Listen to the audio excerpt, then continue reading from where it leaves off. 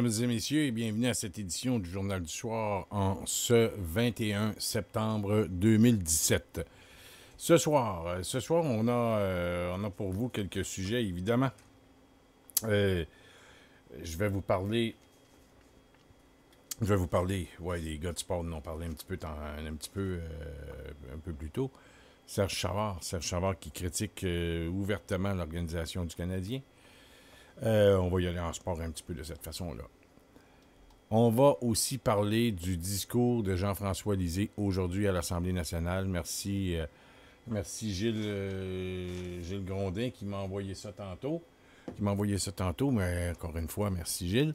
On va vous parler aussi... Ah, il y a des femmes, là, j'ai lu ça, là, des femmes en Europe, des militantes, je vous dirais, là, c'est quelque chose. C'est quatre femmes musulmanes, nées en France ou pas, qui ont décidé chacune à sa façon d'écrire et de dénoncer des dérives de l'islam. Je vais vous en parler un petit peu plus tard. Et il y a aussi, bien évidemment, ce qui se passe en Espagne. En Espagne, et on va en parler aussi. Il y a les plans d'eau là, des compagnies pétrolières là, que je veux vous jaser ça un petit peu. Et beaucoup d'autres sujets, évidemment. On va aussi vous rappeler qui est Jack LaMotta. Jack LaMotta, c'est un boxeur, c'est une légende de boxe. On va en parler aussi un petit peu plus tard.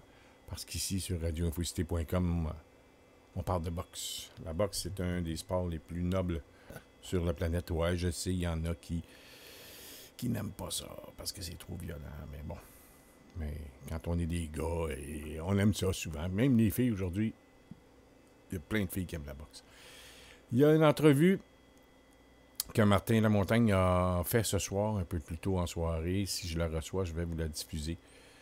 Je vais sûrement avoir des nouvelles de lui là, dans la prochaine heure. Entrevue qu'il a accordée avec la gang de McLove. Là, sont deux, là, le duo McLove et l'autre. J'oublie son nom, mais ça va me revenir tantôt. Ensuite de ça, j'ai gardé pour vous... j'ai perdu mon petit papier, c'est pas grave. Je vais le retrouver... tantôt. Et il y a aussi la visite, comme on parlait de la première ministre de l'Ontario, qui était à l'Assemblée nationale cet après-midi. Et je pense que Jean-François Lisée a livré un discours, là. Faisait longtemps que je n'avais pas entendu un comme ça. Il a remis en plein visage, là, c'était quoi, le Canada. Et je pense que, pour ceux qui ne l'ont pas entendu, moi je l'ai entendu peut-être une demi-heure avant l'émission, tantôt. Et c'est un discours, à mon sens, là, qui va faire qui va faire du chemin aussi. Là. C'est ça, c'est ce que je pense. Donc, sans plus tarder, je vais vous faire entendre Jean-François Lisée qui, cet après-midi, s'adressait à... j'oublie son nom, là, la première... C'est bizarre, hein? Eux savent tout. Le nom les Canadiens savent tous le nom du premier ministre du Québec. Mais les Québécois, je pense qu'on a de la misère à nommer un nom d'un premier ministre d'une province canadienne. C'est vrai, là. Y avez-vous déjà pensé à celle-là? Nommez-moi un nom d'un ou d'une première ministre au Canada d'une province. Je connais pas beaucoup de monde qui sont capables de m'en nommer un. Peut-être deux. Si je demande trois, là, regarde, ça serait tout un examen là, extraordinaire. Quelqu'un qui en aurait trois. Attendez, là, je sais pas, peut-être je vais avoir son nom là, ici. Là. C'est Kathleen Wynne. Et ouais, c'est un maudit bon discours. Écoutez bien ça, c'est une durée de 7-8 minutes, là, mais ça vaut la peine parce que Jean-François Lisée, là-dessus, là, chapeau. On voit que le gars est expérimenté, il connaît la façon de faire la politique. Il s'adresse à... C'est très protocolaire, mais en même temps, très direct comme prise de position. Et là-dessus, je salue le chef du Parti québécois. C'est toute une performance que vous allez entendre, mesdames et messieurs. Et accrochez-vous bien, là, c'est de la haute voltige, comme on dirait. Et sans plus tarder, je vous présente le discours de Jean-François Lisée aujourd'hui à l'Assemblée nationale au Salon Bleu. Et je pense que ça va être un discours qui va s'inscrire là, dans les annales du Parti québécois. Je vous fais entendre ça à l'instant. Monsieur le Premier ministre, messieurs les chefs et madame chefs de parti, messieurs les chefs des nations, des Premières Nations, madame la Première ministre, je voudrais tout de suite vous mettre à l'aise. Je suis le chef d'un parti qui souhaite que le Québec devienne indépendant. Et pourtant, je suis très heureux de vous recevoir dans cette Assemblée. Parce que nous sommes voisins pour toujours, quoi qu'il arrive. Et nous avons intérêt à nous connaître, à nous comprendre et à maximiser nos coopérations. Il n'y a pas que la géographie qui nous condamne à la bonne entente. Il y a les décisions croisées de nos entrepreneurs et de nos consommateurs. Savez-vous que si le Québec devait disparaître comme par magie demain, l'Ontario compterait 1 demi-million de chômeurs de plus? Je ne vous le souhaite pas. Oui, car 500 000 salariés ontariens dépendent de nos achats. En fait, l'économie ontarienne dépend davantage du marché québécois que le Québec du marché ontarien. On vous achète pour 2 milliards de dollars de plus par année que ce que vous nous achetez. Si l'Ontario disparaissait, madame, ce serait dramatique pour nous. Sachez qu'un des fromages les plus populaires ici est fabriqué chez vous à Ingleside. Il s'appelle le Petit Québec. Comme quoi, les commerçants ontariens ont bien compris que l'identité québécoise, c'est important.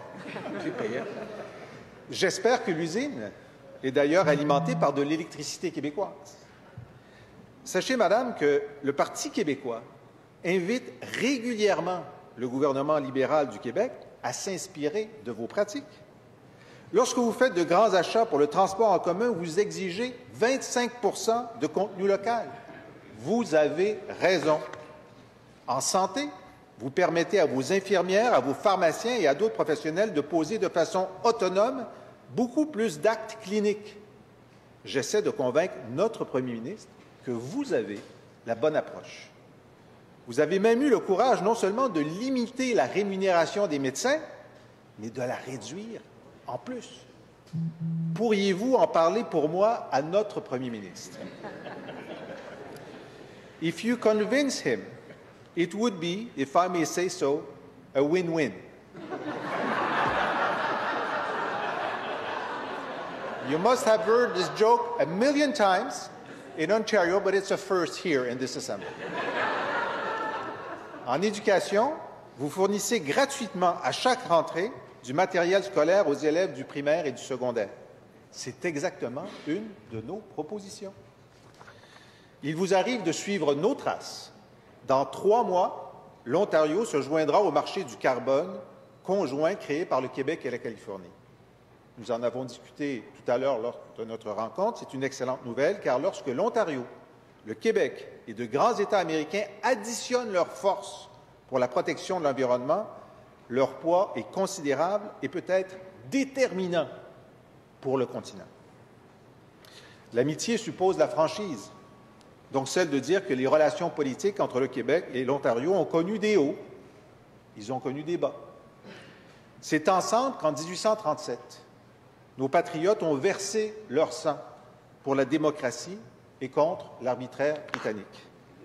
En 1940, c'est contre notre gré que le Québec a été intégré dans une union injuste. Je note au passage que les Québécois n'ont pas eu le choix à l'époque d'assumer la dette de l'Ontario. Je n'ose même pas vous dire, madame, à combien s'élèverait cette vieille créance en dollars de 2017. Malgré tout, dans cette union, c'est ensemble, avec notre Lafontaine et votre Baldwin, que nous avons obtenu le gouvernement responsable un énorme gain collectif. Dans les années 1930, 1940 et 1960, vos premiers ministres, Hepburn, Drew et Robarts, ont été des alliés du Québec contre les efforts de centralisation d'Ottawa. Malheureusement, l'Ontario ne fut d'aucun secours au Québec lorsque Pierre Trudeau a décidé d'imposer, en 1982, une constitution qui réduisait nos pouvoirs, en particulier en éducation et en langue. Madame, si l'Ontario s'était tenu à l'époque aux côtés du Québec, notre histoire récente aurait été fort différente. Pour citer le document publié ce printemps par l'actuel premier ministre du Québec, ce coup de force historique fait en sorte que politiquement et légalement, les Québécois sont en exil dans le Canada. Je sais que la rectitude politique voudrait que l'on cache dans ces discours les sujets qui choquent. Mais alors, Madame la Première ministre, si on ne peut pas en parler dans les moments qui comptent, quand doit-on les aborder? Notre Premier ministre a encore espoir qu'un jour, la nation québécoise soit reconnue dans la Constitution du Canada. Vous, chef du gouvernement de la province la plus importante du pays, lui avez déclaré que pour la conversation, vous êtes partante, mais que cela ne faisait pas partie de vos priorités à court, à moyen ou à long terme.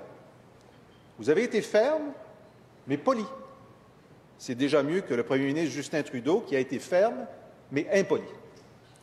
J'estime qu'il faut se rendre à l'évidence. Nous avons atteint sur cette question un point de non-retour.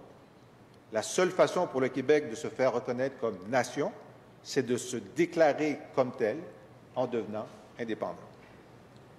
Nous sommes voisins pour toujours. Nous l'étions quand nous nous appelions le Bas-Canada et le Haut-Canada. Nous l'étions dans l'Union. Nous le sommes dans la Fédération. Nous le serons demain si le Québec devient un pays. Et ce jour-là, chère voisine, le Québec sera toujours votre deuxième partenaire commercial. Il mangera toujours du petit Québec. Il donnera toujours du travail à 1,5 million de vos salariés.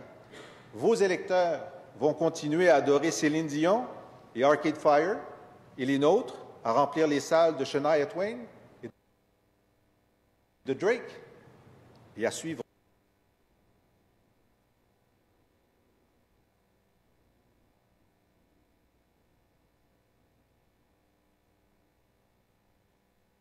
les matchs canadiens Maple Leafs. Nos jeunes mariés.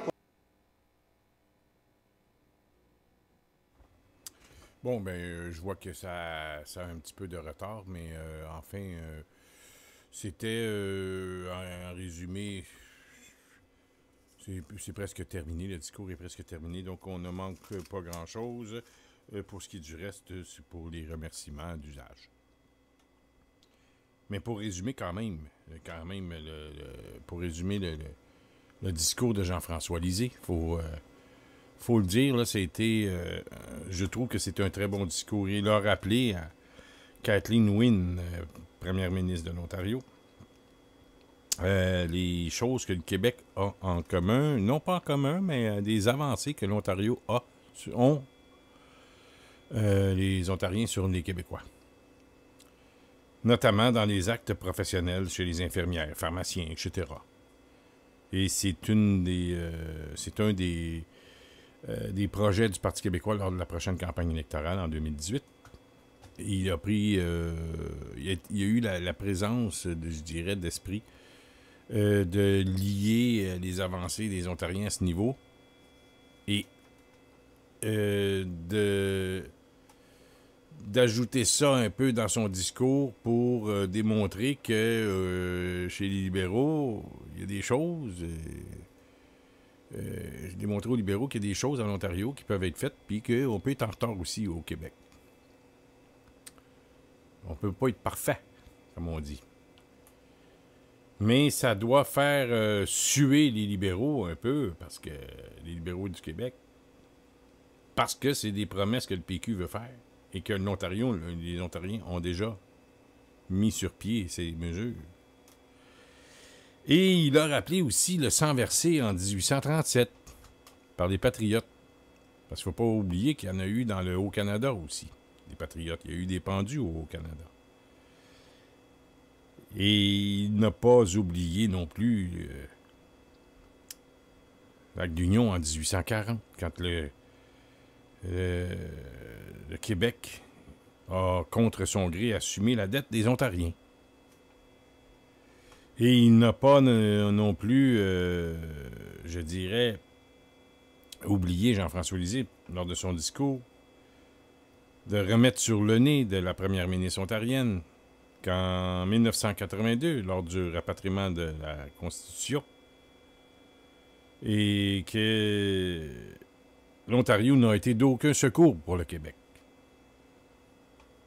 En éducation, dans le domaine de la langue, ce qui s'est avéré qu'il y a eu des réductions de pouvoir dans ces domaines. Et que l'Ontario n'a été d'aucun secours. Il a rappelé aussi la dépendance économique entre les deux. Évidemment, quand on parle de géopolitique, ben ça, on fait de la politique par la géographie. Et quand on parle de géographie, ben les plus proches collaborateurs dans certains endroits sur la planète, ben c'est évident qu'on fait affaire avec nos plus proches voisins.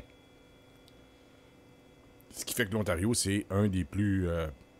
c'est le voisin le plus près.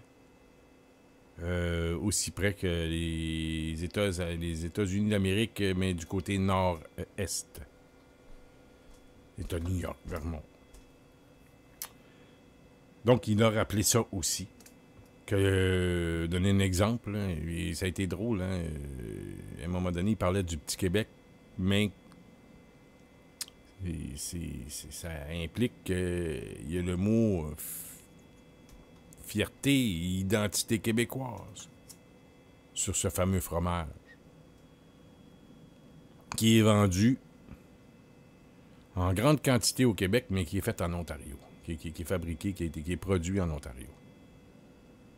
Vous allez me dire, comment ça se fait, ça? Ben, c'est parce que je suis en compagnie, comme on parle, comme on dit. Et je tenais à vous faire entendre ce discours parce que je pense que c'est un fichu de bon discours de Jean-François Lisée aujourd'hui. Et je pense qu'il faut... moi, je le publie à l'instant sur mon compte Facebook. N'hésitez pas à le publier. C'est l'art de manier les mots et en même temps de passer des messages. Messages politiques, évidemment. Messages historiques. Messages économiques. Et Jean-François Lisée a touché tous les je dirais, les champs de compétences, là, et aussi il a touché la fibre de la fierté québécoise, la fierté au niveau de l'identité québécoise. Et je me suis senti là, interpellé dans ce discours. Puis il a même aussi eu un côté, disons-le, ben, il a fait un peu d'humour. Je pense que c'est de circonstance. Donc, je viens de le partager sur mon site Facebook. Faites-le de vous-même, ça va grossir, puis ça va faire en sorte que nous pouvons, je dirais, faire la nouvelle. Oui, le discours a été pris. Merci Gilles Grondin qui me l'a envoyé. Mais c'est Gilles Grondin. Je savais même pas, moi, qu'il lisait. Ben, je savais qu'il faisait un discours, mais je ne savais pas qu'il était ceux qui circulaient sur Internet. Gilles Grondin l'a vu. Ah, il me dit tantôt, tu as entendu le discours de Lisée? Non. OK, je te l'envoie. Excellent. Je vous fais entendre ça. Puis en plus, ben, je le relais sur mon compte Facebook. Et, ce qui fait que relayer tout ça. Là, puis je pense que ça vaut à peine de l'entendre. C'est quoi, 6-7 minutes, là, 7 minutes. Et je pense que ça dit beaucoup. Il nous apprend sur la dette. Ben, moi, je savais là, en 1840, mais trop de monde qui ne savent pas ça. Donc, ne vous gênez surtout pas. Faites circuler. Maintenant, Québec solidaire s'oppose. On l'a vu hier un peu. Mais étant donné que Max Bradette était avec moi, ben, le mercredi soir, Max a quand même je dirais, la préséance des sujets. C'est de façon, je dirais, c'est notre complicité qu'on a. Et ce qui fait que parfois, je peux parler de la nouvelle qui sort hier, 24 heures plus tard, on la commente. C'est pas plus grave que ça.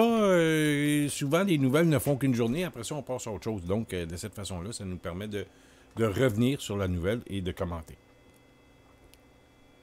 Et il y a eu une proposition là, comme on fait souvent à l'Assemblée nationale.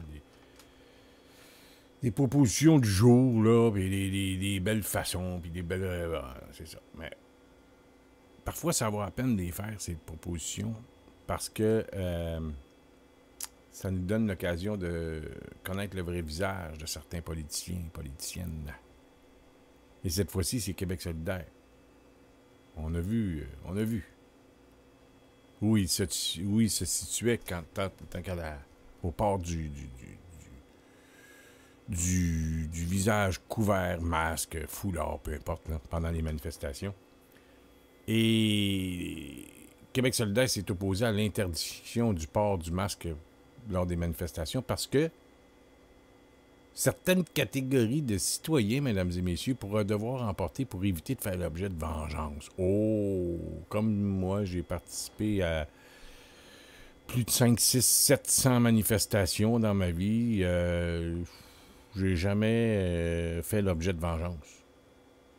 Puis j'ai des manifs, je n'ai fait pour bien des sujets. Ouais, pour l'indépendance, dans 80, la loi 101, l'indépendance dans 90% des cas, mais il reste un 10%, bon, pour d'autres causes.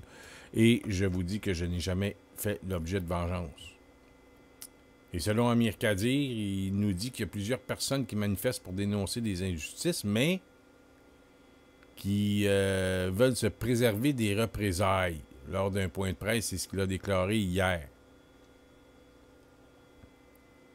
Et là, je le cite, « Un jour, des fonctionnaires pourraient venir manifester contre la corruption du pouvoir libéral, par exemple, mais voudraient se préserver de représailles qui pourraient être, entraînées selon Amir Kadir. C'est ce qu'il a donné comme exemple. Et la motion que le PQ a présentée hier, Québec solidaire a refusé de la soutenir. Et Québec solidaire a proposé un amendement à la motion pour retirer la portion portant sur le masque. Évidemment, sans succès. Et quant aux manifestants qui profitent du port du masque pour commettre des méfaits, Amir Kadir a rappelé qu'il existe des lois pour les voies de fait. Pour la délinquance, on les applique, c'est tout. Bon, c'est ce qu'il a ajouté. Et sans s'attaquer directement à l'argument d'Amir Kadir, le chef du Parti québécois, Jean-François Lisée, a fait connaître évidemment son désaccord. Et la société québécoise pense, Jean-François Lisée, que lorsqu'on va manifester, on doit être visage découvert. Ensuite, chacun devrait se guider par rapport à sa volonté d'être là ou non à cette manifestation. Et je le cite, une manifestation, normalement, c'est je veux que vous voyez que je suis pour ceci ou pour cela ou contre ceci ou contre cela. Et je veux que vous voyez que je fais le nombre avec les autres. Et il croit également que certains manifestants pourraient porter un masque pour se soustraire à la surveillance policière et commettre des délits. Il faut se rappeler qu'en juin 2016, la Cour supérieure du Québec avait invalidé une portion du règlement de la Ville de Montréal qui interdisait le port de masque lors de manifestations, notamment parce que l'interdiction était une atteinte aux libertés d'expression des gens. C'est ce qu'avait écrit la juge Chantal Massé. Chantal Massé, excusez-moi. Bien, moi, j'ai toujours eu pour mon dire que quand j'organisais des manifestations puis qu'il y avait des gens qui portaient des masques, et il y en a eu, je vous le confirme, bien, j'allais voir ces derniers puis je dis, je m'excuse, mais est-ce que tu peux enlever ton masque? Parce qu'ici, là, à notre manifestation, on n'a pas peur de donner notre opinion. Et là, c'est arrivé à quelques reprises. Je me souviens d'une fois, le gars que j'ai demandé ça, puis je le connais, là, c'est pas la première fois que je faisais une manifestation avec lui. Ben, il s'est en allé 15, 20, 20, 20 pieds plus loin, 3, 4, 5 mètres plus loin. Et de façon très discrète, il a enlevé son masque. Puis il est revenu me voir après, puis j'ai fait un petit clin d'œil. Il n'y a pas de... Je vous dirais, il n'y a pas de représailles. Il n'y a pas eu de représailles. Il n'y a jamais eu une manifestation où il y a eu des représailles aux gens qui y participaient. Sauf, depuis quelques années. Et les gens qui subissent ces représailles depuis quelques années, c'est des gens qui font des manifestations à visage découvert. Et qui sont les gens qui sont, disons, comme les agresseurs, ben c'est des gens, évidemment, que c'est des gens qui ont le visage masqué, comme par hasard. Est-ce qu'il faut conclure que Amir Kadir est aveugle ou n'a pas vu ces manifestations? Je pense que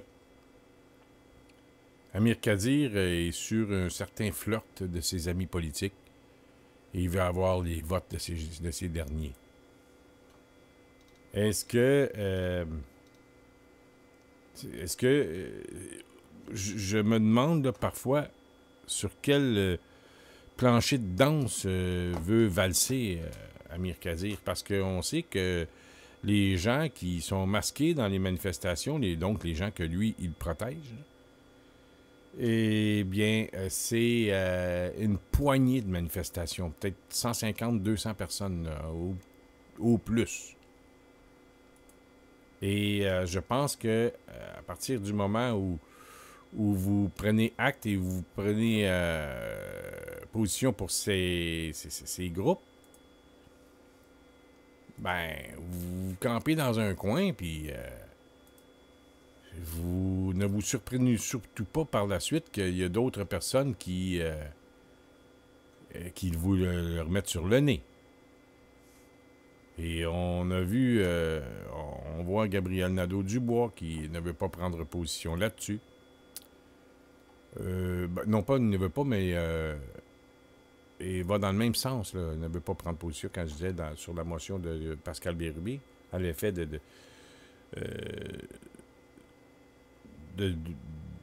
réaffirmer que au Québec, on manifeste à visage découvert, à moins que... Si on parle du Black Bloc, là. Rien de moins. Et quand je vois ça, ben, je me dis, si tu veux parler du Black Bloc et tu veux appuyer ces gens-là, eh bien, il y a des chances qu'à un moment donné, il y a des gens qui ne te prennent pas trop au sérieux. Et là, il y a une photo qui circule sur les réseaux sociaux de ce temps-ci. Et c'est Amir Kadir qui est photographié en pleine manifestation en lançant un soulier. Vous vous souvenez, à la boutique de souliers de la rue Saint-Denis. Et on a vu ces photos circuler, mais jamais avec, je dirais, avec la présence à ses côtés de Jackie Singh. Jackie Singh qui est tout juste à côté de Irving Blais. Ah bon, Irving Blais, c'est ma prochaine chanson, Irving Blais. Excusez-moi, de Amir Kadir. Et on voit que Jackie Singh, sur la photo, très bien identifié avec son mégaphone. Et on voit notre Amir Kadir s'élancer de tout son corps. Là, puis on dirait qu'il veut en mettre de la force sur le lancer du soulier. Je me demande s'il ne gagnerait pas une médaille olympique avec ça. Il y a le lancer du disque, mais là, on va dire le lancer du soulier. Donc, Québec solidaire se situe du côté des gens masqués. Ils appuient cette démarche. Et un jour, il va arriver quelque chose, mesdames et messieurs. Il va arriver 1 ou 2 blessés graves. et ce sera des gens masqués qui auront lancé des objets et qui vont blesser les gens. Et ces gens vont être filmés. C'est écrit dans le ciel, là. C'est écrit gros, gros, gros, gros. Et il y a quelqu'un qui peut être blessé très gravement. Et là, on retournera voir Gabriel Nadeau-Dubois, puis on retournera voir Amir Kadir, puis on leur demandera à ces gens-là, vous avez voté contre, et là, il y a quelqu'un qui s'est sauvé pendant une manifestation, qui a blessé des gens gravement, il était masqué. Et vous répondez quoi, messieurs? Là, ils vont trouver une autre manière, là, détournée, comme des bons politiciens, pour répondre à la question. Ils vont se sauver, là, puis ils vont dire en quelque part, ben là, vous savez. Mais il va avoir des blessés graves. Donc, on va... je sais pas, j'ai pas eu de nouvelles de Martin Lamontagne encore. Laissez-moi vérifier si j'en ai. Je vais voir, là, à l'instant.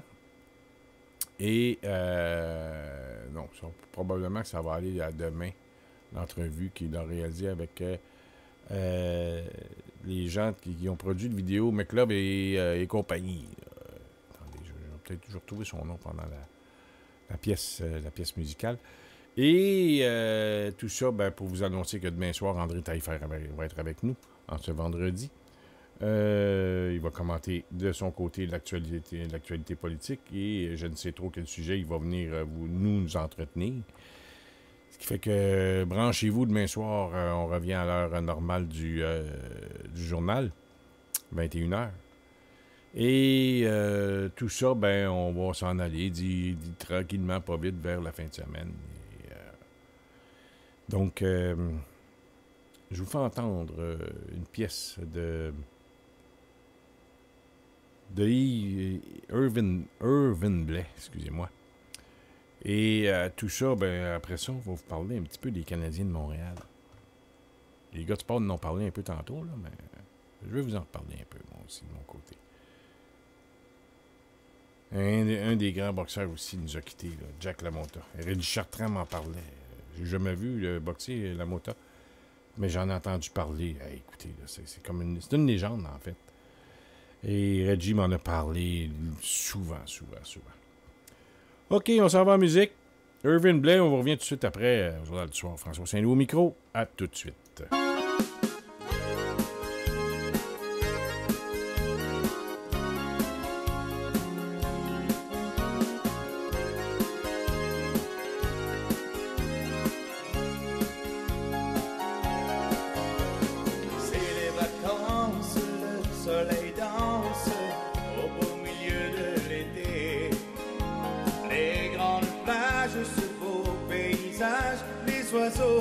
Sont installés. Fini le travail, on tourne la page, on se laisse emporter sur le sable ou sous les arbres, on vers notre destination. Et nous sommes de retour en ce jeudi 21 septembre. Je rappelle qu'il est 22h10, 22h11 au Journal du soir. En passant, je pense que le beau temps s'est installé pour de bon au Québec. Là, et puis, on va encore une fois passer une fin de semaine sous le soleil et on annonce de la chaleur. Là. Que j'en vois un chialer. Là, ça a chialé tout l'été là, parce qu'il n'a pas fait beau. Puis là, ben là, il y en a 10, 12, 15 jours de beau temps et on va encore chialer. Il fait chaud. Ah. Le Canadien subit un 3e revers consécutif en match préparatoire. Donc, ils vont me dire, ouais, mais ça compte pas. Ça, c'est pas grave. D'ajustement. C'est vrai. Vous allez me dire. Je vais vous dire, c'est vrai, mais aujourd'hui, je pourrais vous dire une chose. En entrevue à Jean-Charles Lajoie au 91.9 Sport.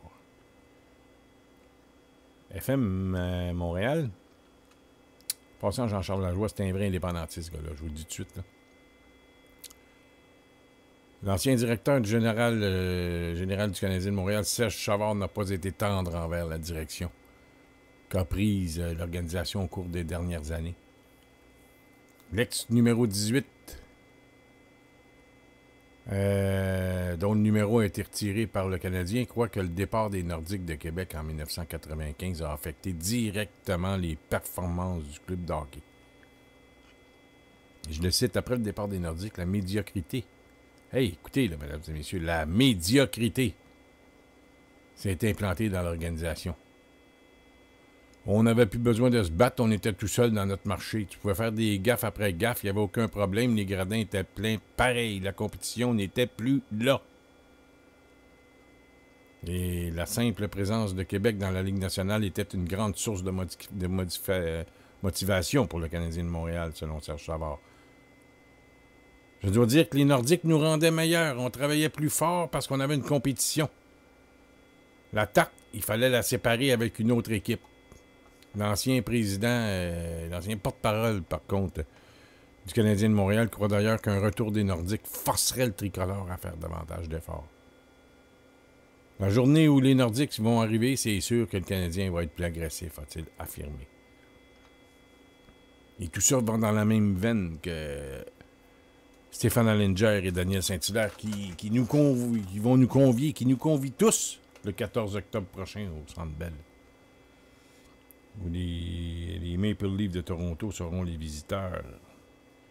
Tout ça, il va y avoir en arrière de ça là, un message à l'organisation. C'est d'engager plus de Québécois dans le club de hockey canadien.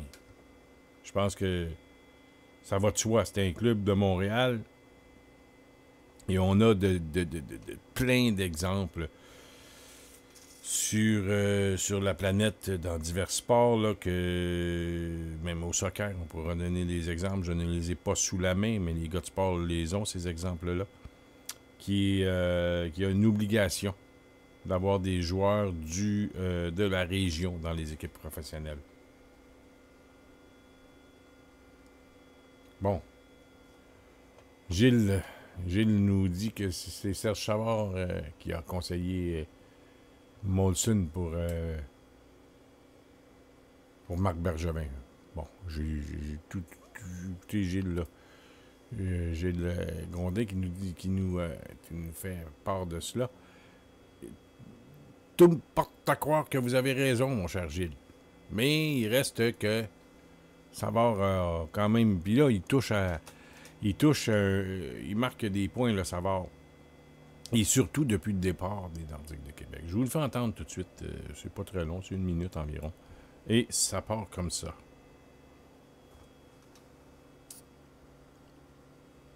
Ça ne sera pas tardé, mesdames et messieurs. Peut-être une petite erreur ici, là, je dirais, de d'aiguillage, je sais pas. Là, ça... Tu prends le retour des Nordiques pour remuer le Canadien? Ben, c'est sûr que si la journée que les Nordiques vont arriver, c'est sûr que les Canadiens vont être plus agressifs. Ils vont être plus agressifs. Moi, je te dois dire que les Nordiques nous rendaient meilleurs. Ils me rendaient moins meilleur. On travaillait plus fort parce que on avait une compétition. La table, il fallait la séparer avec une autre équipe. Et moi, c'est arrivé l'année que j'ai quitté le Canadien, en 1995. Puis la médiocrité s'est implantée dans l'organisation. On n'avait plus besoin de se battre. On était tout seul dans notre marché. Tu pouvais faire gaffe après gaffe, puis il n'y avait aucun problème. Les gradins étaient pleins pareil.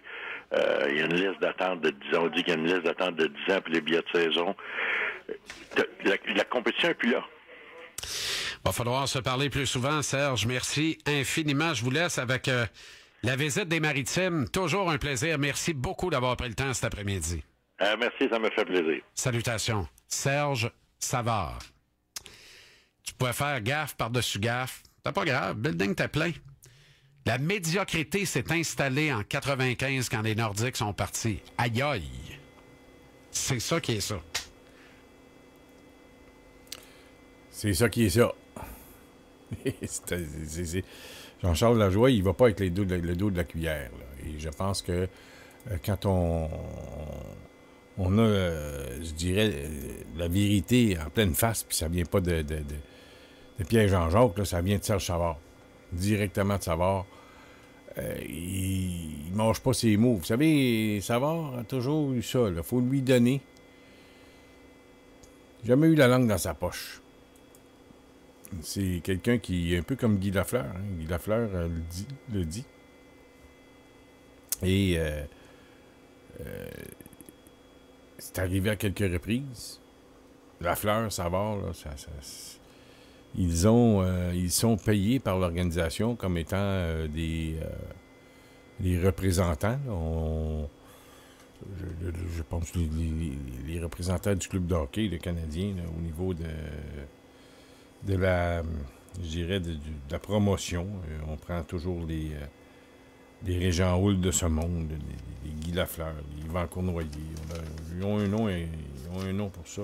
J'oublie leur nom, là, mais c'est les anciens qui font la promo pour le club de hockey canadien. Et là, ben, ils se le font dire en plein visage par les anciens. On se transporte, mesdames et messieurs, en Europe, en Espagne. Vous savez, la démocratie, parfois, peut être malade. Et le chef d'opposition à l'Assemblée nationale du Québec, Jean-François Lisée, a demandé à Philippe Couillard et à son gouvernement de joindre leur voix à celle du PQ pour condamner le coup de force du gouvernement espagnol en Catalogne. On sait, Madrid tente d'empêcher la tenue d'un référendum sur l'indépendance de la région en faisant arrêter les responsables du gouvernement. Pas drôle ce qui arrive là-bas. Là.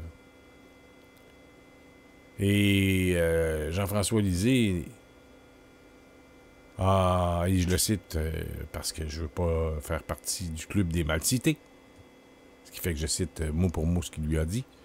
Nous ne demandons pas à M. Couillard et Mme Saint-Pierre d'être pour l'indépendance de la Catalogne, ça ne les regarde pas, a déclaré Lisée en conférence de presse à Québec. Tout ça en s'adressant au premier ministre et à sa ministre des Relations internationales. Et je continue. On demande à Mme Saint-Pierre et à M. Couillard d'être pour la démocratie et d'être contre la violence d'État qui empêche la démocratie. C'est la moindre des choses. Et je poursuis. Autre citation. Le refus du gouvernement espagnol de laisser les démocrates catalans de tenir une consultation sur leur avenir est inacceptable, a poursuivi M. Lisée. Ailleurs dans le monde, les démocraties laissent des gouvernements régionaux tenir des consultations. Ils peuvent déclarer ensuite que la consultation est nulle et non avenue. Jean-François Lisée réagissait ainsi au refus du gouvernement Couillard de se prononcer sur l'arrestation de 14 représentants du gouvernement catalan et sur les perquisitions de la garde civile dans les ministères catalans, à 11 jours de la tenue du référendum sur l'autodétermination de la région, déclaré illégal et anticonstitutionnel par Madrid. Ah là, il y a Manon Massé qui s'inquiète, là. On ne comprend pas pourquoi notre premier ministre persiste à dire « Je ne veux pas m'en mêler » alors que dans les faits, le droit à l'autodétermination des peuples est un droit fondamental qui est inscrit et reconnu au niveau international, a-t-il déclaré au cours d'une autre conférence de presse. Arrestation, évidemment, on le sait, assignation en comparaître et confiscation du matériel servant à convoquer le référendum. Écoutez, ça a été inquiétant parce que les élus, qu'ils soient maires ou au gouvernement catalan, parlent au nom du peuple qui les a élus. Et de son côté, Justin Trudeau a soutenu pendant une conférence de presse que son expérience des référendums lui avait enseigné qu'un pays étranger ne devait pas se mêler des affaires d'un autre pays. Bon. Tout en se disant convaincu que le droit des peuples à l'autodétermination est important. Le premier ministre Trudeau a indiqué qu'il n'aurait pas de commentaires à faire sur la situation en Espagne et les processus internes du pays. Tout ça parce que le Bloc québécois a tenté de forcer la main de Trudeau lundi en demandant au gouvernement de dénoncer le régime de terreur du gouvernement espagnol. la formation politique indépendantiste, le Bloc québécois, a tenté de déposer une motion qui stipulait que la Chambre des communes demande que soit respecté le droit de vote et la démocratie de la Catalogne. Évidemment, motion qui a toutefois été refusée. Et de son côté, la grande ministre Saint-Pierre, Christine Saint-Pierre, a dénoncé du bout des lèvres les arrestations, perquisitions en Espagne. Et elle a convenu à sa sortie du caucus libéral hier que de faire arrêter des indépendantistes catalans n'était peut-être pas la meilleure chose à faire. Et on sait qu'auparavant, le leader parlementaire du Québécois, Jean-Marc Fournier, a quant à lui invité Madrid et la Catalogne à s'entendre. Une réaction insuffisante, selon Jean-François Lisée, au regard des arrestations et des perquisitions menées par la garde civile espagnole. Il y a évidemment la voie écossaise. Le gouvernement écossais, qui, on le sait, a vécu un tel référendum en 2014, ben lui, il s'est montré moins frileux pour commenter la situation espagnole. Dirigé par les indépendantistes, il a invité Madrid à s'inspirer de l'accord d'Édimbourg qui a permis aux Écossais de tenir un référendum sur l'indépendance. Tous les peuples ont le droit de disposer d'eux-mêmes et de choisir la forme de gouvernement qui correspond le mieux à leurs besoins, a déclaré la secrétaire aux Affaires étrangères, Fiona Hislop. Elle a également souligné qu'il s'agissait d'un principe enchâssé dans la Charte des Nations unies. Et le chef du Parti québécois, quant à lui, Jean-François Lisée, a d'ailleurs cité le cas écossais comme modèle à suivre. Le meilleur modèle d'entre tous, c'est celui de l'Écosse et de l'Angleterre, que l'Écosse et l'Angleterre ont fait ensemble. C'est-à-dire de s'entendre sur le processus et d'admettre que le résultat sera effectif. C'est ce qu'a conclu Jean-François Lisée. Et il faut dire aussi que dans la même veine, que mon ami Claude Veilleux a fait un commentaire un petit peu plus tôt en soirée, que l'Espagne est indivisible par sa constitution, quoique je trouve futile de s'émouvoir pour la Catalogne comme le font plusieurs souverainistes québécois. Philippe Couillard est ici en dessous de tout. Jamais n'a-t-on eu pareil rat d'égout comme premier ministre du Québec. Imaginez, c'est du jamais vu. C'est un morceau de cochon, ça c'est Claude qui parle. C'est mon grand ami Claude, déjà pèse bien, moi. Remet en cause l'intégrité territoriale du Québec, rien de moins. Quiconque votera pour lui, eh bien, selon Claude Veilleux, j'acquiesce dans le même sens. Je le considérerai comme un ennemi. Notez bien que je n'ai pas dit un adversaire, mais bien comme un ennemi. Parce qu'il a commencé à jouer avec vous savez, si les Autochtones veulent revendiquer leur territoire, parce qu'il y a eu la grande paix, la paix des braves, mon cher premier ministre québécois. Et je pense qu'à la lumière de tout ce qu'on a vu, on a organisé 2 référendums au Québec, là. Eh bien, je pense qu'on connaît un petit peu le tabac aussi. On sait comment se faire fourrer. On sait comment quand je dis on sait se faire fourrer, là, ben, c'est parce que, regardez bien, seulement que le comté de Westmount, il y a eu un recensement en 1994, un an avant le référendum. Et un an après, il y a eu un autre recensement. Et il y avait à peu près 7 à 8 000 voteurs de plus en un an à Westmount, le seul comté de Westmount. Et souvent, on nous parle, au référendum de 95, de la fameuse fin de semaine de l'amour, le fameux ce qu'on appelle le Love In, organisé par McKenna, Frank McKenna, je pense. Et qui, lui, a fait venir des avions là, d'Air Canada, Canadien par train, par Canadien Pacifique ou l'autre compagnie ferroviaire, par autobus, pour organiser leur grande manifestation de la fin de semaine de l'amour. Manifestation auquel on nous a dit qu'il y avait eu 1 million de personnes. J'ai bien de la misère à croire ça, mais en tout cas, ça c'est un autre sujet.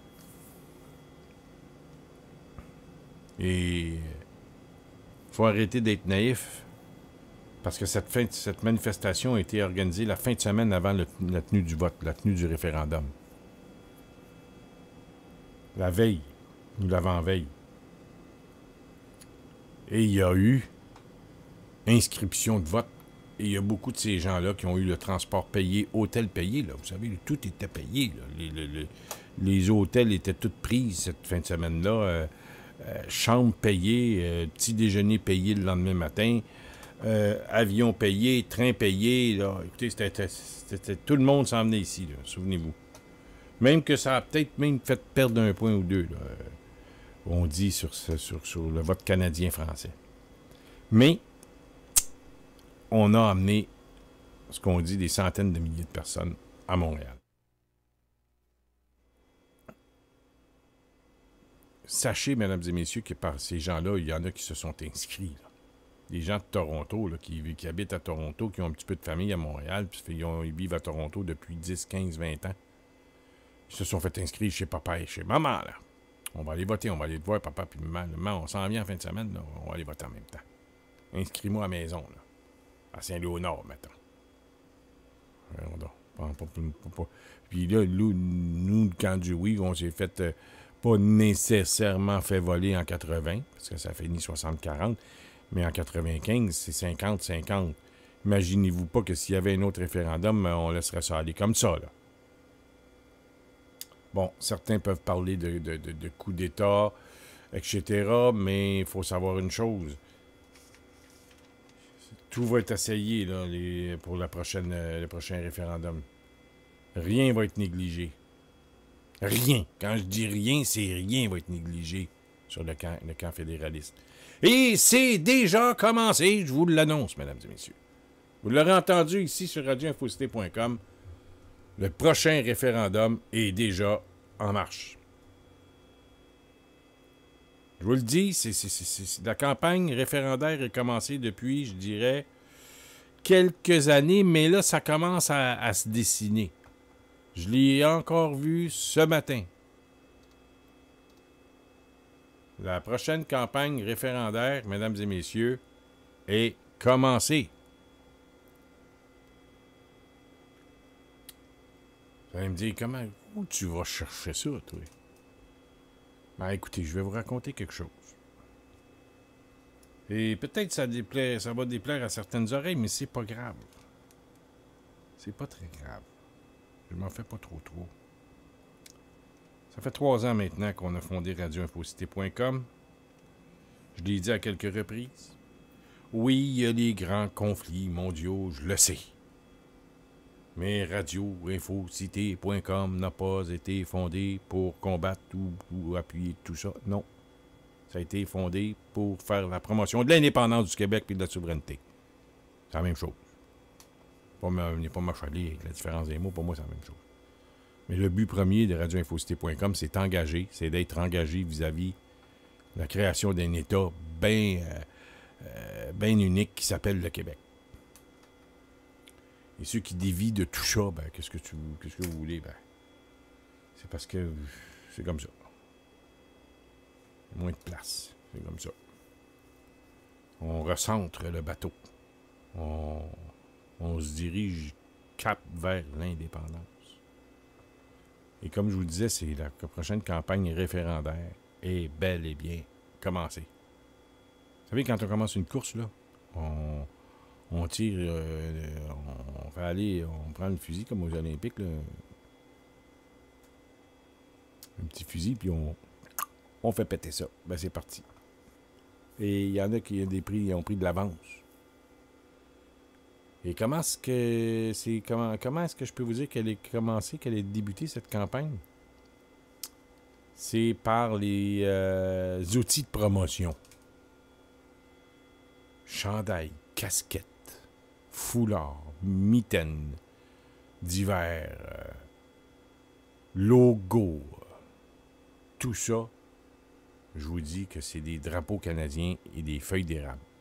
Ce matin, je m'en vais travailler. Je vais vous en nommer à tous les jours. Là. Je vais commencer ça. Là. Le métro ne fonctionne pas. Et j'attends. Il est 21h. Ben non, on est 9h ce matin. J'attends au métro Snowden. Et on dit que le métro va reprendre dans 40-45 minutes. OK, parfait. Ça fait que là, j'observe quand même. Je suis seul. Je me mets à travailler. Je vois quelqu'un passer devant moi avec un chandail. C'est marqué Canada sur son chandail. Et je me dis, bon, ben, tant qu'à attendre 40 minutes, je vais sortir du métro, puis je vais me trouver un petit restaurant, puis je vais aller m'en prendre un café, puis un petit croissant, quelque chose comme ça, là, pour me mettre sous la dent. Je commande un café chez A&W. Il y a un A&W en face du métro Snowden. Je connais pas beaucoup le coin, fait que je vois un McDo, un Tim Hortons puis un A&W, puis là, je vois que les deux derniers sont remplis du métro, fait que l'autre est vide. Je vois où est-ce que c'est vide, chez A&W. Là, il y a quelqu'un au loin, là, dans le restaurant, dans la salle à manger, qui a une casquette avec un drapeau du Canada. Donc, aujourd'hui, deux, ou même peut-être d'autres, là. Et puis, tout ça, ça fait des petits, ça fait de l'effet. J'ai vu dans le métro, mesdames et messieurs, une maudite belle fille, là, avant-hier. Fait chaud, hein? Oui, fait chaud. Donc, elle a genre de petite camisole, là, bretelle spaghetti. Puis, je vous le dis, c'est une belle fille. Elle a un tatou sur, je te dirais, sur son... un petit peu plus haut que son sein droit. Puis, c'est une belle feuille d'érable. Une belle, elle était belle, je vous le dis, là, elle était belle, la feuille d'érable. Le tatou, il est réussi.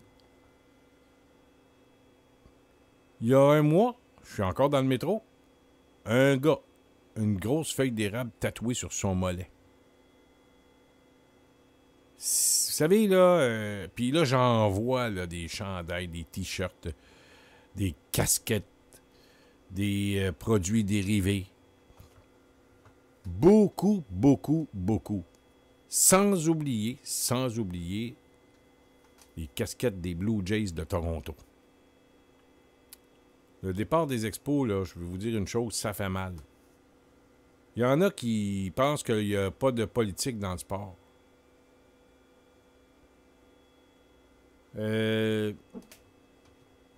Oubliez ça.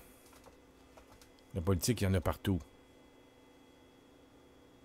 Vous savez, quand on est à Montréal ou on est à Québec, on se fait enlever. Trouvez-moi un endroit là, en Amérique du Nord où on a perdu le club de hockey d'un territoire au niveau de la Ligue nationale et le club de baseball. Les deux. Je pense que seulement qu'au Québec. Il n'y a pas d'autre endroit là, où on a perdu un club de baseball et un club de hockey dans la même ville. Non, peut-être pas dans la même ville, là, mais dans le même petit coin, là, à 2 heures de voiture. Et c'est-tu bizarre, les deux avaient des fleurs de lys sur leur chandail. Ah, tu fais de la politique. Non, je fais pas de politique. C'est de la politique. Les deux équipes sportives qui avaient des fleurs de lys sur leur chandail ont disparu. Et maintenant, on voit la casquette des Blue Jays de Toronto avec un oiseau et une feuille d'érable. Il y a des milliers de personnes qui portent cette casquette, mesdames et messieurs. J'ai même chicané un ami de ma fille qui a la casquette des Blue Jays de Toronto. Et quand je parle aux gens de ramener les expos, il y a des gens, ben ouais, ça marchera pas le baseball, c'est fini, c'est le baseball, c'est le soccer qui marche. C'est que ces gens-là n'ont rien compris. N'ont rien compris que c'était quoi l'identité québécoise. Vous allez me dire, ben oui, il n'y a rien d'identité là-dedans, là, les joueurs des Expos, c'est tous des Américains. C'est né pas vrai. Il y a eu quelques Québécois qui ont joué pour les Expos et beaucoup de joueurs de latinos, de cubains, de sud-américains. Beaucoup. Moïse Alou, Philippe Alou. Il a marié une fille de Laval, une Québécoise, Philippe Alou. Et tout ça, c'est voulu. C'est voulu. Vous allez me dire, voyons donc, une bonne expression québécoise, là. Il y en a qui vont me dire, François, tu fais de la capine. La capine, c'est du chapeau, là. Tu fais du chapeau, là. Tu vois, genre de théorie du complot.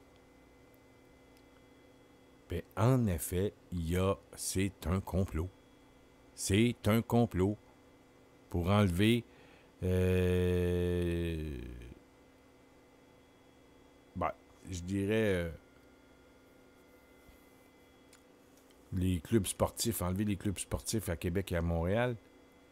Mais qu'est-ce que ça fait un club sportif d'une ville qui remporte les grands honneurs, peu importe le sport. À moi, tu sais, on ne parlera pas des sports qui sont les sports olympiques, c'est beaucoup de sports individuels, là, mais je parle des sports professionnels, dans les ligues là, reconnues. Parlons à Montréal, là, on pourrait dire le hockey, le baseball, le football. Maintenant, on peut dire le soccer un peu, mais ça n'a pas l'impact que les trois derniers. Mais le hockey, évidemment, en haut du peloton, pour ce qui est du Québec. Et le baseball. Rappelez-vous, si les Expos avaient gagné la Série mondiale, une Série mondiale, la fierté que ça donne à une ville. Une ville peut se targuer d'avoir gagné la Série mondiale de baseball. Les Blue Jays de Toronto ont déjà remporté la Série mondiale une fois, je pense. Mais ils se sont rendus en Série mondiale, en finale. Quand tu te rends en Série mondiale, pour ceux qui connaissent le baseball, c'est que c'est la finale quand tu te rends en Série mondiale. C'est un peu prétentieux pour dire la Série mondiale, mais c'est comme ça qu'on appelle ça au baseball. Ce qui fait que remporter les grands honneurs pour une ville, c'est de donner une fierté aux citoyens de cette ville.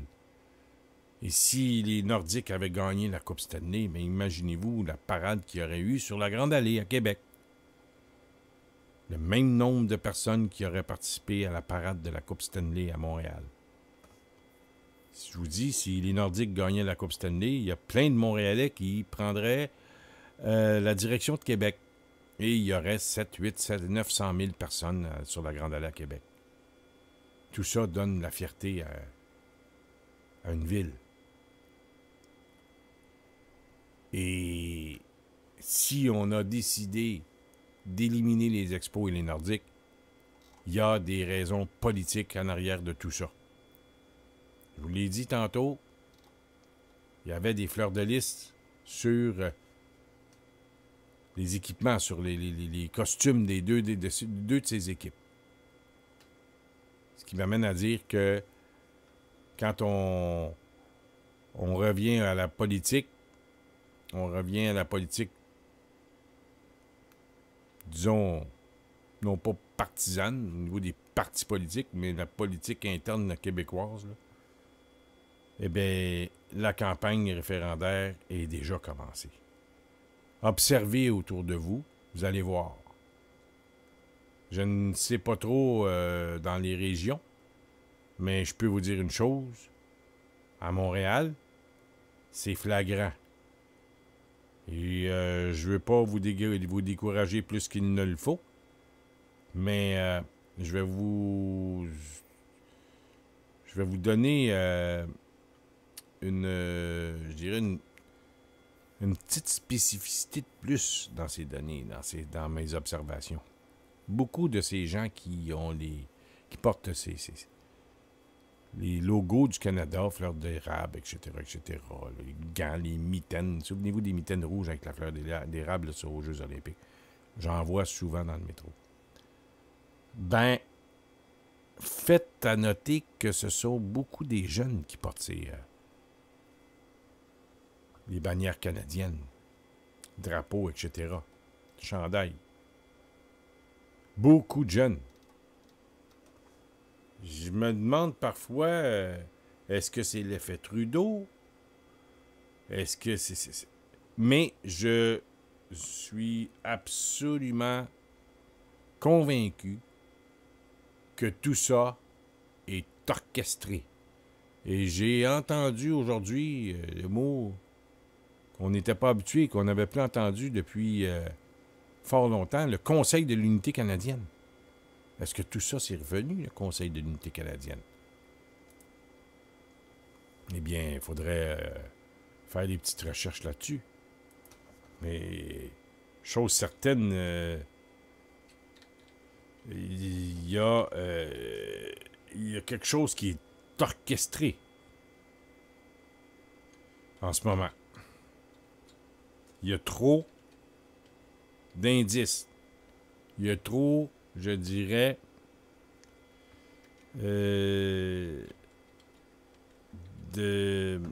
d'indices qui fait que ça en est quasiment flagrant.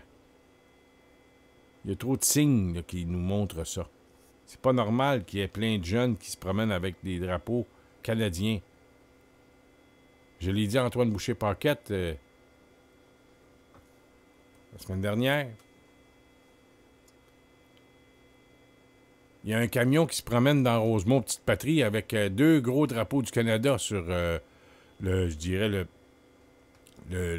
4x4. Là. C'est 2 bâtons de hockey accrochés après... des drapeaux du Canada accrochés après les bâtons de hockey, mis dans les trous. Là. Et là, il se promène, le gars, puis il a l'air tout fier. Donc, tenez-vous là pour dire, la campagne est déjà commencée. La campagne de la fierté canadienne. Et il y a le général en chef Trudeau là, qui est en arrière de tout ça. Là. C'est pas pour rien là, qu'on voit ça. Là. C'est trop flagrant, à mon sens. Et pendant ce temps-là, ben... Puis là, vous allez me dire, ouais, mais pourquoi est-ce qu'on fait pas pareil? Pourquoi est-ce qu'on fait pas la même chose? Ben, vous savez que ce que je viens de vous nommer, les produits dérivés, chandail, foulard, mitaine, gants, casquette, drapeau, bannière, ça coûte des sous. Et le gouvernement, à même les fonds publics, s'arrange pour que tout ça soit disponible. Et je dirais au Parti québécois et au mouvement indépendantiste en général qu'il faut cesser d'être naïf. Rappelez-vous qu'en 1995, c'était le Parti québécois qui organisait le référendum. Donc, c'était le Parti québécois qui avait en ses mains, en tête, sa propre stratégie. Quand est-ce qu'on va déclencher le référendum? Oui, vous allez me dire, bon, il y avait Parizeau, il y avait le Bouchard, il y avait Dumont là-dedans, il fallait organiser tout ça, bien sûr. Mais il reste une chose. C'est que le camp du non, qui n'était pas maître d'œuvre de la situation, c'était pas eux qui, comme on le dit en anglais, qui collaient la shot, c'était Parizeau qui collait la shot. Eh bien, le camp du non a quand même réussi à acheter tous les panneaux réclame sur les autoroutes. Et dans les villes, mais vous savez, les gros panneaux réclament, là, de 12 pieds par 20 pieds, puis il y en a Il y en a des 40 pieds sur le pont Jacques-Cartier, là. Vous voyez ce que je veux dire. Le camp du nom a acheté tous les panneaux réclames disponibles au Québec. C'est pas compliqué. Il y a 2-3 compagnies. Tu les appelles, tu dis, écoute, combien t'as de panneaux? Oui, j'en ai 1500 au Québec. Parfait, je t'y prends toutes.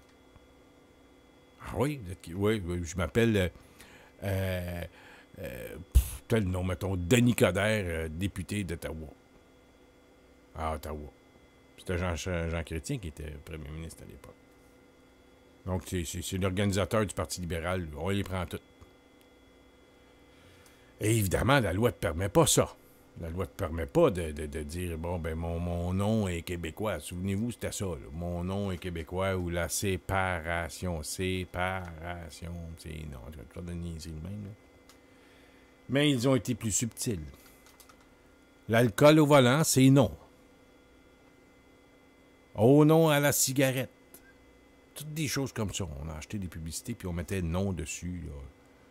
La cigarette, oh non, j'écrase. L'alcool au volant, non merci. Tout plein d'annonces comme ça sur les panneaux réclames. Tout ça, ça rentre dans le subliminal. Vous savez, la publicité, ça va loin, là. T'achètes tous les panneaux réclames du Québec. Et là, le camp du oui vient pour en acheter. Ah, m'excuse, il n'y a plus, ils sont tous vendus, monsieur. Pardon? Oh, oui, il n'y en a plus, ils sont tous vendus. Mais qui, vous avez plus aucun panneau réclame pour le référendum pour nous autres. Là. Non, il n'y a aucun disponible pour le mois. Le mois avant le référendum. Aucun. Ça prend deux choses. Ça prend de l'argent pour faire ça. Et ça prend de la stratégie de marketing pour les panneaux réclames sur les autoroutes. Mais est-ce que vous pensez, mesdames et messieurs, qu'il ne s'arrête qu'à ça? Ben non, je viens de vous le dire. Casquette, gaminet, communément appelé t-shirt, gaminet. Ils vont aller même jusqu'aux petites bobettes, là, j'imagine, aux petits shorts, là, aux petits sous-vêtements. Je serais pas surpris. Là, t'as Trudeau qui se promène avec ses chaussettes, là, ses bas, là, puis et il va être toutes sortes de dessins. Lui, il a plus de quoi d'un pied que dans la tête. Il est épais, là. Là, il est pas bien brillant, Trudeau, en montrant toujours ses bas, ses chaussettes. Parce que les gens, à un moment donné, vont dire, puis ils vont le regarder parler, ils vont dire, lui, je pense qu'il y a de quoi plus d'un pied que dans la tête. Mais qu'est-ce que tu veux? C'est lui, il est imbécile de même. Lui, quand t'as rien à dire, tu fais des stupidités comme ça, mais ça, je lui laisse, c'est son privilège. Qu'il le fasse, et il le fait très bien. Mais comme je vous disais, la campagne de publicitaire est déjà commencée, bel et bien commencée. Et évidemment, ils prennent l'argent des deniers, l'argent du public pour payer tout ça. Ils peuvent prendre une filiale et faire imprimer des produits de promotion. Vous savez, des petites balles de golf. On l'a vu, là, à la commission Gomery. Des balles de golf, des petits crayons, Canada dessus. C'est plein. En voulez-vous, en là? Des crayons, des balles de golf, un parapluie par-ci, une casquette par-là, les Blue Jays par-ci, tout ça.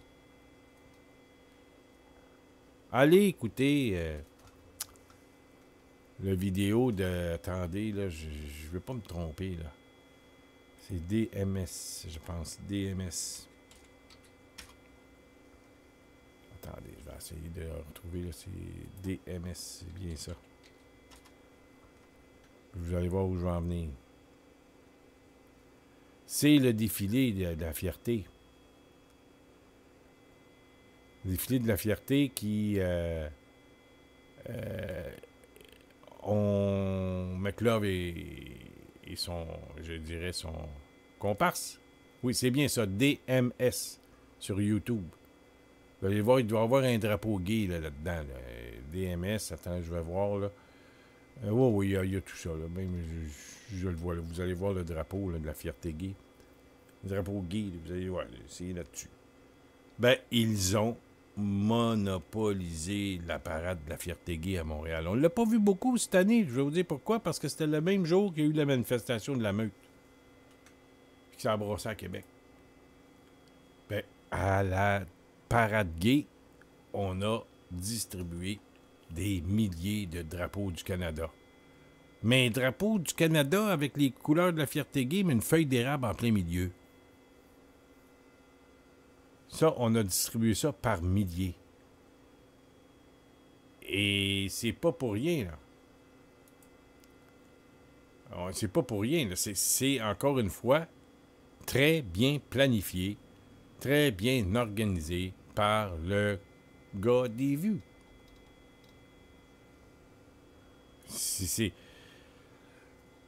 Il n'y a rien qui va être oublié, mesdames et messieurs.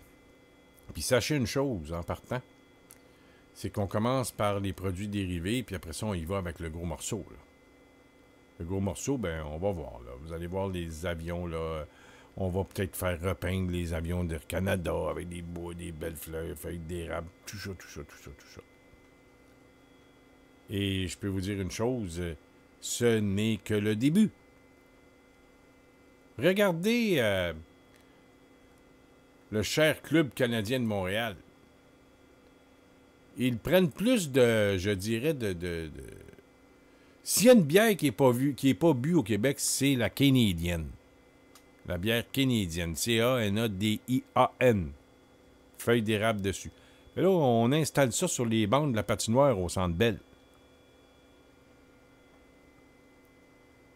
Les Canadiens de Montréal, Molson n'ont pas d'autres sortes de bières à nous proposer. Ça se vend pas, la canadienne d'un dépanneur au Québec. Peut-être chez les Anglais, mais pas chez les Canadiens français, pas chez les Québécois.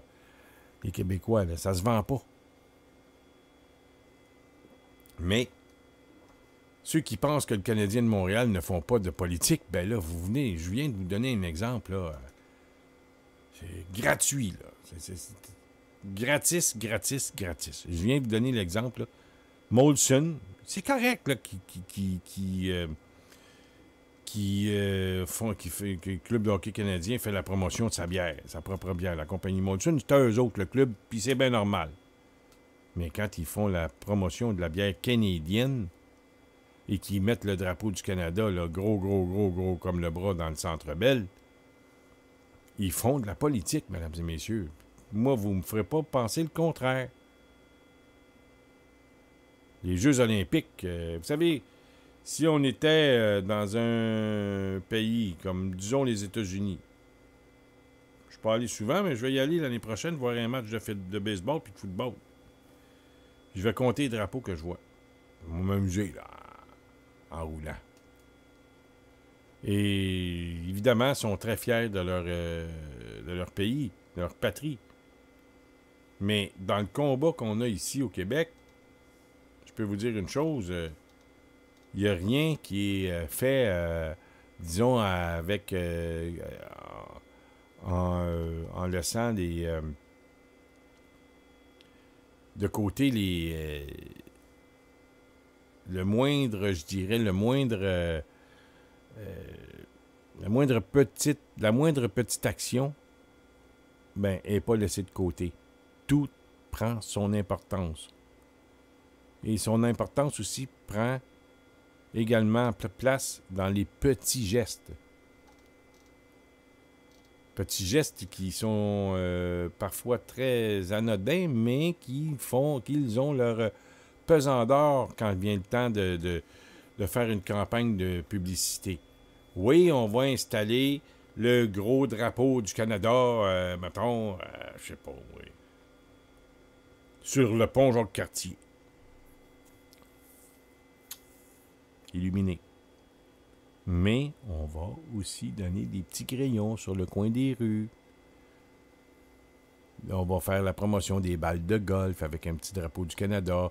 Ils vont même avoir des compagnies privées qui fabriquent des balles de golf et ils vont, les gens du gouvernement de Trudeau vont aller voir les dites compagnies. Ils vont leur dire, écoutez, faites votre contribution pour l'unité canadienne. Mettez une petite feuille d'érable sur les balles de golf quand vous en produisez à l'usine. N'ayez pas peur, là, ça va être votre contribution. On ne vous demande pas d'argent. Mettez juste une petite feuille d'érable. Là, tout le monde va jouer au golf, il achète des balles de golf. On a même mis le drapeau du Canada sur les 25 cents. En couleur, là. En couleur. Je vous le dis, là, si vous avez des parfois des exemples à me donner, envoyez-moi ça. Là. Parfois, ça peut être bien anodin, mais pour moi, ça veut dire beaucoup. Et je le vois dans le métro, quand c'est rendu qu'une fille se fait tatouer la feuille d'érable en haut de son sein, là, c'est pas pire, ça. C'est assez... Et, autre fait que j'ai remarqué, il y a des gens qui... une nouvelle mode, là. Des gens qui se font tatouer sur le corps une phrase. Là, une phrase, là, qu'ils aiment bien, là. Ça peut être, je sais pas... Et souvent, c'est des phrases d'amour. Ben, il est très, très rare que je vois que quelqu'un se fait tatouer une phrase là, qui le représente en français. Même si les Canadiens, Français, Québécois, là, les Frenchies, ben, les phrases qui se mettent, là, c'est tout en anglais. Les tatous, c'est tout en anglais. C'est très rare que je vois quelqu'un qui se fait tatouer un logo, non pas un logo, mais une petite phrase ou une citation. C'est la mode, là. Il y en a qui se font peinturer ça, une grande phrase sur la cuisse, là. Sur le bras. Les filles, ils mettent ça, là, sur je dirais, en haut des seins. Ou, peu importe, c'est pas important.